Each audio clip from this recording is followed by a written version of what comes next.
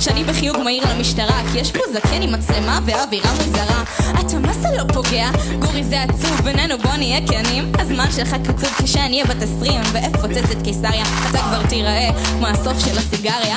אשים מאחוריך, חלפה לה עוד תקופה, את התוכנית הזאת מנחה גופה בחליפה. בטח עכשיו תשחק ותגיד שאני לא חוקית, לפחות אני לא נשמעת כמו כסיסה של משרוקית.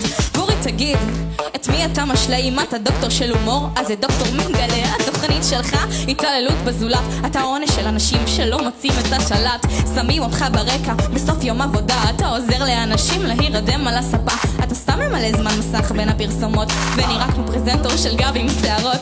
וואי, תוכנית טלוויזיה, כולם פה דינוזאורים. זה המקום הזה שאומרים לקהל מתי למחוא כפיים, מתי לצחוק, מתי לבכות, מתי עוברים לפרסומות. יש לי פי מיליון צופים אותי אשכרה בוחרים לראות. בום בום! אוקיי, הגיע הזמן לחנך. המחנך הגיע. המחנך